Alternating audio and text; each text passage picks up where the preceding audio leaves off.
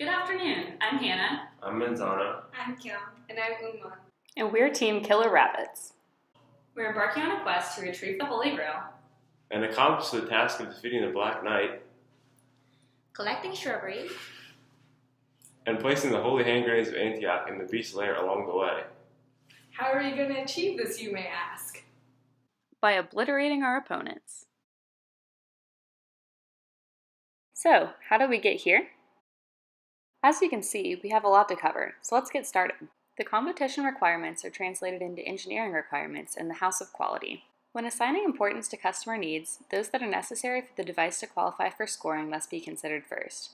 Thus, the needs associated with fitting inside required dimensions, being autonomous, not damaging the track, limiting the runtime of the device, and safety each were assigned the greatest importance, with further importance being assigned based on what would help the device perform to its best potential in the competition. Among scoring components, collecting shrubbery and leaving hand grenades in the beast's lair are the most important since the shrubberies are comparatively high value and the grenade point value triples with each successful entrance into the lair and doubles if the blast zone is escaped. The most important engineering requirements that correlate with these needs were determined to be the runtime to prevent the device from disqualifying, durability, and complexity of code to aid the device in being robust and reliable, and the percentage of total possible points collected since that's the basis for the device's final score. The function tree shows the main objective of maximizing points earned in the ME2110 competition and breaks it into subfunctions and sub-subfunctions. These sub-subfunctions make up the left-hand column of the morphological chart. Multiple graphical representations of potential solution mechanisms are presented for each of these and are incorporated in the design alternatives. Here's the selected competition device, the Pride of Patsy. The dimensions are 11 by 23 by 17 inches, which fits within the volume constraints of the competition. The Pride of Patsy is comprised of 3 subsystems: the Shrubbery Collector, Black Knight Scooper, and Grenade Releaser. A Holy Grail subsystem was not included due to volume constraints, less weight given to that task, and the fact that up to 4 teams could be going for a single grail, resulting in a low expected point value. The Shrubbery Collection subsystem is activated when 2 pneumatic actuators extend, hitting the shrubbery collecting rotating arms onto the competition track. The small DC motor winds a set of strings to pull the upper rotating arms toward the edge of the track, thereby securing the shrubbery. For the Grenade Releaser, the large DC motor rotates to release the tension in a string attached to the back of the drawer slides. When the drawer slide is fully extended, the rotating walls of the beast's lair push the spokes on the turnstile. Each time this occurs, the spokes push a grenade from the grenade storage box into the beast's lair. This is the Black Knight Scooper subsystem. Once all the grenades have been released, the large DC motor retracts the drawer slide. As this occurs, the scoop drags along the track surface, slides under the middle of the Black Knight, and carries it back to the starting zone. The total cost for this device came out to $67.63. You've been hanging with me for a while. It's time for a brief intermission.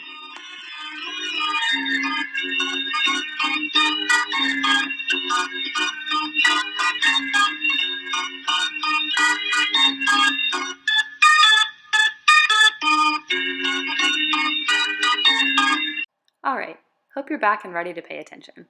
4 alternative designs were also created. The Witch Executor extends shrubbery collecting arms with 1 pneumatic actuator and uses the other to shoot the grenades when the IR sensor detects the layer is open. The Holy Grail grabbing apparatus on the sliding plates has an arm with a mouse trap that releases as the plates move forward. A rope loop at the end of the arm fishes the Holy Grail from the top of the beast's lair and lifts it up. The arms on sliding plate are retracted with motors and drag a Black Knight Scooper to bring it back to the start zone. The Fisherman of the Grail uses a pneumatic actuator to hit the pie-shaped falling arm holding the Black Knight launcher and shrubbery collecting rotating arms into the arena. It uses a net for the Holy Grail and uses the average rotational speed of the layer to time when the pneumatic actuator should extend to launch the grenades. The Competition Eater also uses a pneumatic actuator to hit a pie-shaped falling arm holding the Black Knight launcher and shrubbery collecting rotating arms into the arena.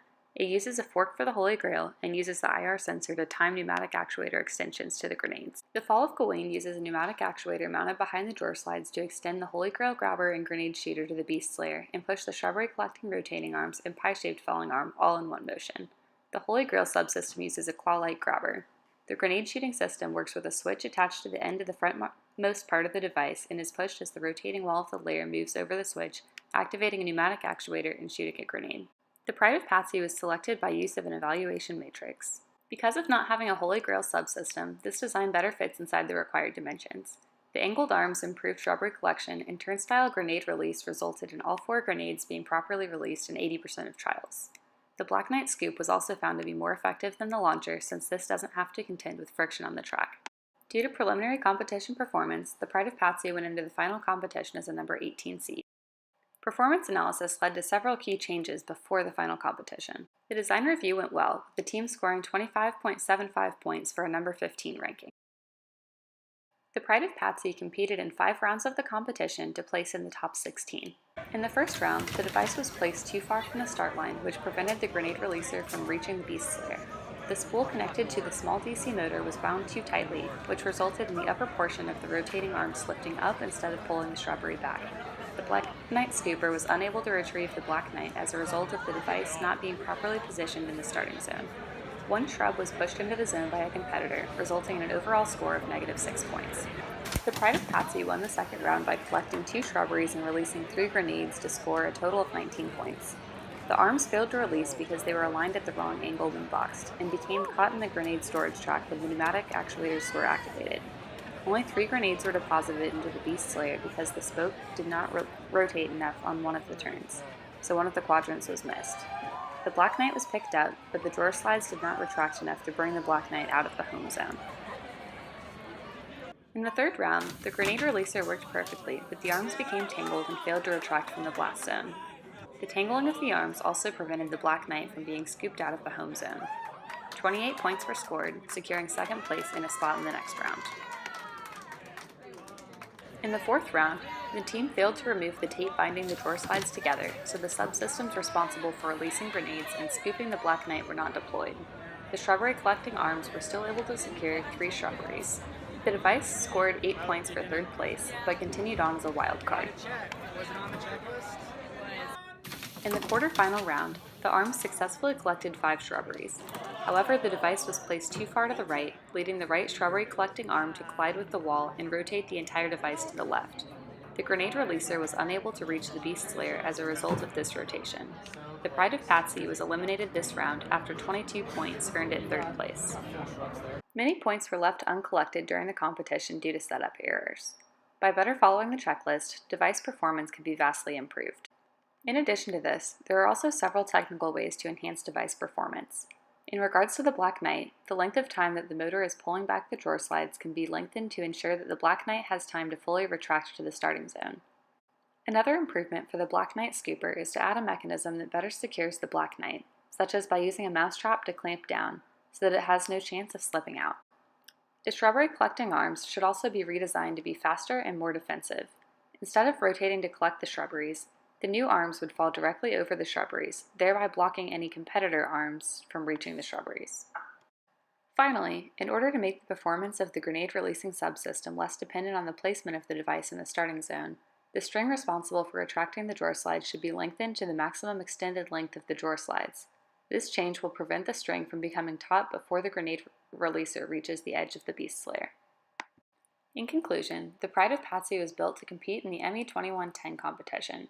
Planning and evaluation tools aided in understanding the problem, identifying objectives and challenges, generating concepts, and selecting the final design. Despite only scoring 14.2 points per round due to technical and setup errors in the final competition, the Pride of Patsy exceeded its seed ranking of 18 to progress to the 5th round of competition and place in the top 16. The design scored well with judges and placed 15th for ingenuity, aesthetics, and presentation. To improve the point values and consistency of the design, changes to each of the subsystems should be made. The code for the Black Knight retraction should be lengthened, more reliable defensive shrubbery collecting arms should be constructed, and the string responsible for retracting the drawer slides should be lengthened to the maximum extended length of the drawer slides to aid with grenade release. Our thanks goes out to all the worthy opponents, to Dr. García for the instruction and guidance, and to our TA, Aaron. You're the real MVP.